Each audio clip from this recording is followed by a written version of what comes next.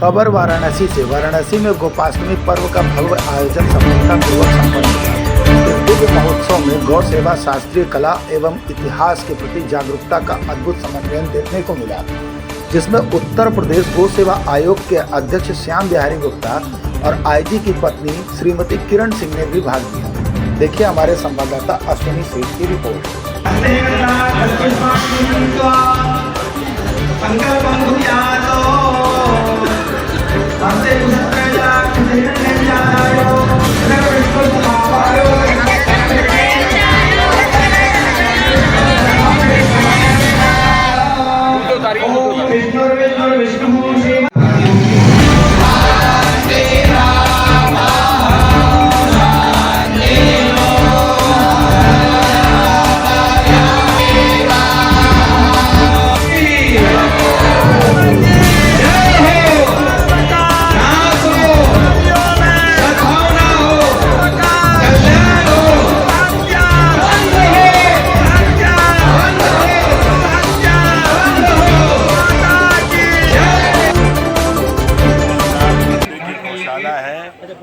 बहुत सारी गौ माताओं की सेवा होती है और दूध काशी विश्वनाथ मंदिर में जाता है और महात्माओं को जाता है। ये बिक्री नहीं होता।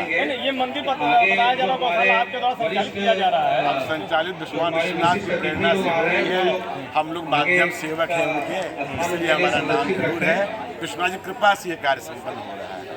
इसका जो आपने नया विश्वनाथ मंदिर नाम रखा है गौशाला, तो उसका उद्देश्य क्या है? जय गौ माता, जय गोपाल। उद्देश्य ये है, ओम अज्ञानतिमिरान्धस्य ज्ञानाञ्जनशलाकया। विश्वनाथ मंदिर है, उसका जो उसमें जो बातें आई थी तो उसको भ्रांतियां को मिटाने के लिए 1958 यानी कि आज के लगभग 70 साल पूर्व धर्म सम्राट स्वामी कृपात्री जी महाराज ने नए विश्वनाथ मंदिर की स्थापना की। उसका मूल उद्देश्य ये था, गर्भगृह में केवल शास्त्रीय ब्राह्मण पुजारी पवित्रता के साथ ही प्रवेश कर पाएंगे।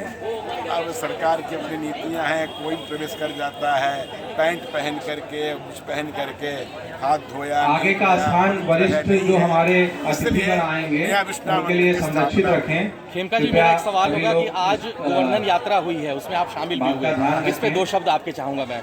गोवर्धन तो भगवान कृष्ण ने उठाया था, और आज जो गोपाष्टमी है, भगवान कृष्ण ने बिना चप्पल के आज गौ माता का चारण किया है, उनके साथ उन्होंने यात्रा की है और ये संदेश दिया है पूरे विश्व को कि गौ माता सुखी है तो विश्व सुखी है। अच्छा, आप ये जो गौ भक्त माल कथा भी करवाए, सब संगीत और वो मतलब साथित कार्यक्रम कराए, ये प्रेरणा आपको कहाँ से मिली? ये प्रेरणा तो हमारे मित्र हैं अखिलेश जी, इनकी प्रेरणा से ये बात आई कि गोपाष्टमी के उत्सव पर हम लोग को एक गौ कथा भी करानी चाहिए।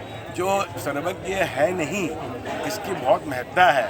गौ का चमत्कार, जिनको जीवन में सुख पाना है, उनका कल्याण होना है, दुखों से मुक्ति पानी है, तो गौ सेवा का आश्रय ले लें तो निश्चित रूप से वो सुखी हो जाएंगे। गौ भक्त कथा सुनाएं, जीवन में अपनाएं तो दुखों से छुटकारा पाएं। जी धन्यवाद। इस कथा का संपूर्ण आयोजन जो ये सचमुच में बाबूजी का ही आशीर्वाद है। बाबूजी ही इस गौशाला को संचालित करते हैं और काशी में जितनी भी गौशालाएं हैं सब में आपका विशेष योगदान और सहयोग रहता है। देशी नस्लों का संरक्षण हो, उनका संवर्धन हो, गो भक्ति का प्रचार प्रसार हो, पूरे देश में एक व्यापक जो धर्म का प्रचार प्रसार है उसके प्रणेता हैं बाबूजी। आपका शुभ नाम श्री कृष्ण कुमार खेमका जी है, सब लोग परिचित ही हैं गीता प्रेस से, तो बाबूजी की प्रेरणा से सारा कार्यक्रम होता है। और बाबूजी हम सब बच्चों को पंडित जी अपना परिचय दीजिए। जो कि कृष्ण कुमार खेमका जी द्वारा संचालित है, यहाँ पे उनका यहाँ पे गो सेवा का कार्य देखता हूँ। पूरे काशी क्षेत्र में गो सेवा का प्रचार करता हूँ और आगे की हमारी रणनीति यही है कि काशी विद्वानों की नगरी है, यहाँ से विद्वानों को मतलब लेकर के उनकी अगुवाई में गो रक्षा आंदोलन की मुहिम दोबारा चलाई जाएगी।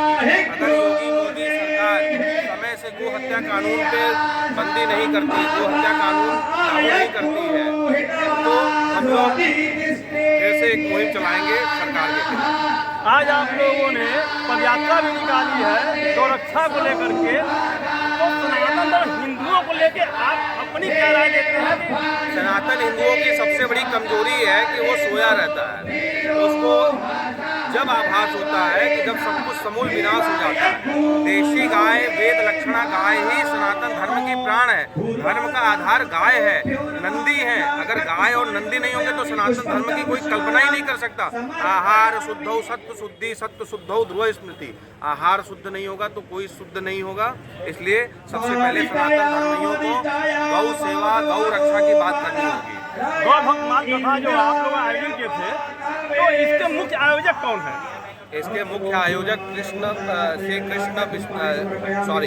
काशी विश्वनाथ नया मंदिर गौशाला है। उसके अध्यक्ष श्री कृष्ण कुमार खेमका जी हैं। आगे भी इस पर कार्यक्रम आप कब तक करेंगे?